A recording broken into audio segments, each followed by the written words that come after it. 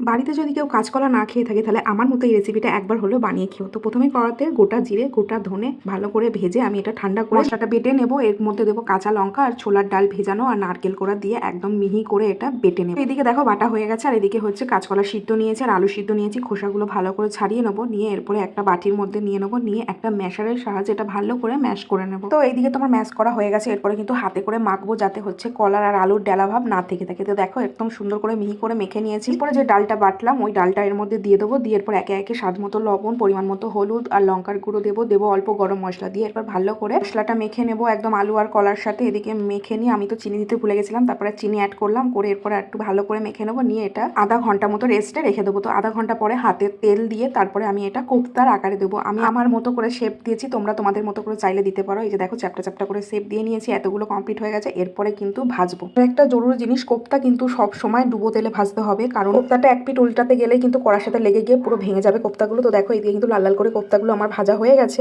এরপরে ওই তেলেতে দিয়ে দেবো গোটা গরম মশলা, এলাচ, দারচিনি, লবঙ্গ, তেজপাতা দিয়ে এবার ডুমো ডুমো করে আলু কেটে এরপরে আমি লাল লাল করে ভাজবো। আর আলুতে অবশ্যই করে দেবো লবণ আর হলুদ। তো এইদিকে আলুটা ভাজতে থাকুক, ওইদিকে একটা মশলা রেডি করি। তো চলো, সেটা হচ্ছে আদা নেবো হচ্ছে গোটা জিরে, আর দেবো হচ্ছে কাঁচা লঙ্কা আর টমেটো। এটা ভালো করে মিহি করে পেস্ট করে ভাজা আলুর মধ্যে দিয়ে এরপরে ভালো করে মশলাটা কষাতে হবে। তো এইদিকে তো মশলা কষাচ্ছি আর এত সুন্দর গন্ধ বেরিয়েছে মশলাটার, কি বলবো। আর এটা কিন্তু সম্পূর্ণ নিরামিষ। তো এইদিকে কিন্তু কষানো হয়ে গেছে, অল্প পরিমাণে জল দিয়ে আরেকটু কষিয়ে নেবো। এরপরে কিছু গুঁড়ো মশলা অ্যাড করবো, লঙ্কার গুঁড়ো, হলুদ গুঁড়ো, স্বাদ মতো লবণ দিয়ে এরপরে ভালো করে আমি কিন্তু মশলাটা কষিয়ে নেবো। তো যতক্ষণ না তেল ছেড়ে আসবে। তো এদিকে তেল ছেড়ে এসছে, এরপরে পরিমাণ মতো গরম জল দিতে হবে। আর এই তরকারিটাতে কিন্তু গরম জলই ইউজ করতে হবে। এদিকে তো তরকারি ফুটে গেছে, আলুও সিদ্ধ হয়ে গেছে। এরপরে কিন্তু কোপ্তা যে ভেজে রেখেছিলাম সেগুলো দিয়ে দেবো, দিয়ে অল্প একটু ফুটাবো, কারণ কোপ্তা দিয়ে বেশি ফুটাতে নেই, না তো কোপ্তাগুলো সব ভেঙে যাবে। এরপরে দিয়ে দেবো গুঁড়ো গরম মশলা, একদম হালকা হাতে গরম মশলাটা মিশিয়ে নিয়ে গ্যাস বন্ধ করে ঘি দিয়ে দেবো। ঘিটা দিয়ে একটুখানি মিশিয়ে নিলেই কিন্তু রেডি কাঁচকলার কোফতা।